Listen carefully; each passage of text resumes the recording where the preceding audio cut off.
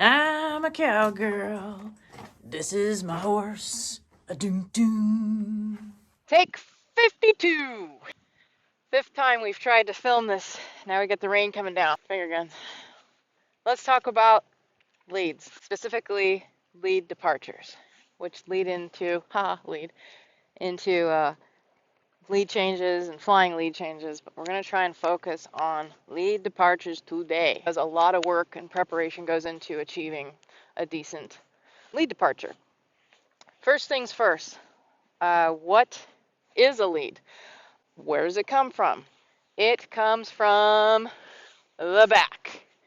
So as Beau travels around to the left, he's going to be striking off with his right hind burst. Then he's going to follow up with the diagonal pair of the left hind and the right front. Then he's going to finish off with the left front. Then there's that moment of suspension, and then it starts all over again. The right, the diagonal, and then finishing off with the left. This is all going to the left. Now, as riders, we tend to focus on whatever we can see. So a lot of us have been taught and trained to focus on what the shoulders are doing, which are important, but that is not where the lead comes from. It is from the rear end. And if you're like me, you were taught to tip the nose the opposite direction, and the theory behind that is so that they'd throw the opposite lead. So going to the left, this is the shoulder that's going to be in the front. And I was taught long ago to tip them the opposite direction, which is actually the opposite of what we need to do to get out of these critters' way. We need to cue them from behind, to reach underneath themselves and strike off with that opposite leg. So hopefully that's not too confusing. That makes sense. Think about it. And we're going to go over a couple things before we start loping. Right, diagonal, front. And then opposite is true when going to the right. Strike off on the left. We're going to do diagonal with the right and this side, and then finish with the right. So now that we got the basics of lead mechanics broken down,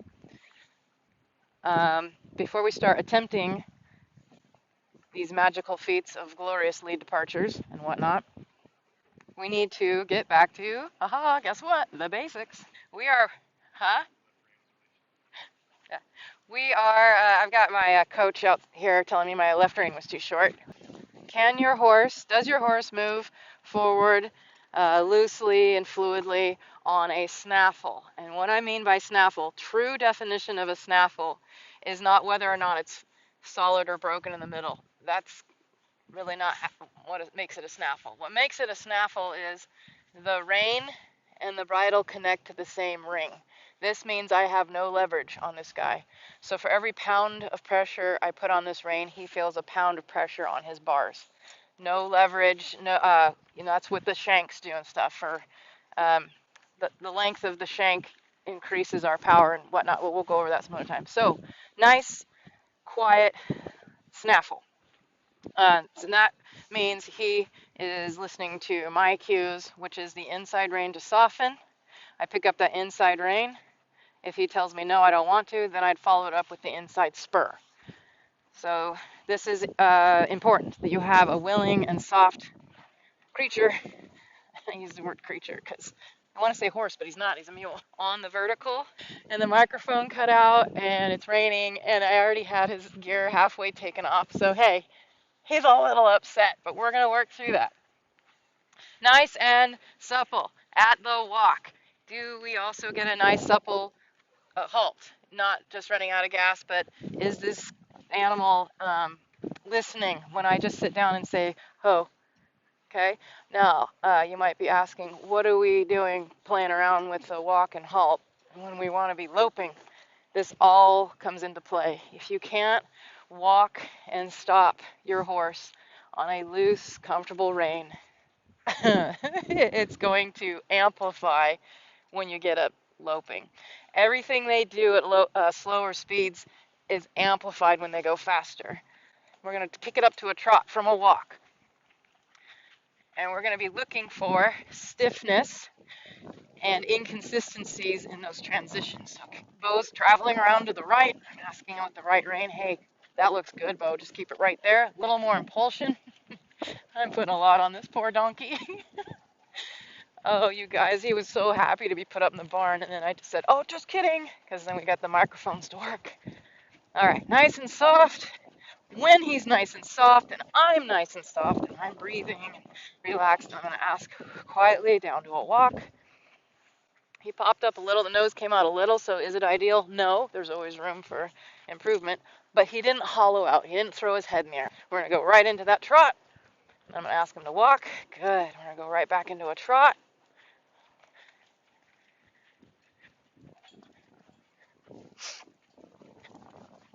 If your horse is really having trouble softening, go ahead and switch up the directions. Start riding him in these little circles and C-shaped patterns. Reverse. Good. It's important, because this exercise is for the rider too. Once you get a nice, compliant horse, mule, sorry, Beau, release. That is all they've got out here. They do not work for carrots. They do not work for certificates on the wall. They could not care less about that stuff. So the moment he quietly, see, he's kind of diving a little low. When they do that, I push forward with my legs. I'm not going to yank up on the reins. I'm not sawing him down into position. I'm just asking and releasing when he gives me what I want. Oh, back up just a pace and then right into a trot. This rocks him back onto his hiney. Oh, good. Back up and trot. Okay, he's still popping up, and we're going to work on that until he stops popping up. Back up and trot. Trot. Trips. Good. Trot. He's giving me decent stops, so I'm not going to back him up unless the stop is really high-headed, stiff, or not on the spot. So the reason why I'm not backing him up every time is he is using his hind end. I can feel that. When we ride our little circle and I say ho, his butt doesn't swish in or out. If it was swishing in or out, that would tell me he's stopping with his front end. If he stops on his front end, I will drive him forward. If my horse slowly, sluggishly kind of runs out of gas and then stops, then I haul him backwards. Not so much in the face, but I'm going to get after him with those spurs and I'm going to push him forward. Like, get on your butt. Use that hiney. It's big and beautiful, baby. Use it. Still remembering soft and supple, still remembering our transitions. I'm going to back up, push him right into that trot. This is tuning him into my cues. We got our dog out here and he brings in tree branches for us to throw, which is ridiculous. You should see the pile I'm looking at behind the camera. And my gorgeous cameraman, lovely Steve. So much that goes into it. This is just a few things we can work on preparing for a lead departure. Is suppleness and softness in a snaffle, not sawing the horse down, not forcing him with, I have nothing against leverage, there's a time and place for that and tie downs, but when teaching a horse to be supple and carrying himself, the best thing you can do is let them find that on their own with a cue. Ask them, drop your head. So teach them that softness right there. The slobber straps also provide extra instant feedback. When I drop that rein, he can feel that. This is actually what we break colts in, is this setup. Always go back to the basics. You can never get enough of those. Once you get him going soft and supple, you start riding your transitions. Walk, or halt, walk, trot, then you work it from a halt to a trot. And looking for that head. Does it pop up? Does he hollow his back? If he does, then keep working him through that. Make sure you're working on yourself the whole time, that you're breathing and you're balanced. It's not fair to ask him to be balanced if you're up here wiggling around and holding your breath and, well, you're not going to get anything good out of that. Be really, really honest with yourself. I think that's about 15 minutes for the first segment. Going back to the basics? Okay, so we're gonna cut this one right here, get out there and work on suppleness and work on transitions between halt, walk, trot, then halt to trot, and backing it up if they are stopping on their front end. Push them forward until you get nice, supple horse at those gaits. And then we'll do the next video.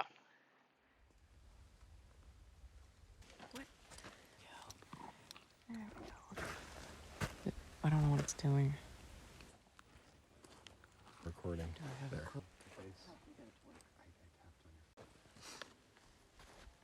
Move, see if it'll follow you. I think it flashes red or something. Really?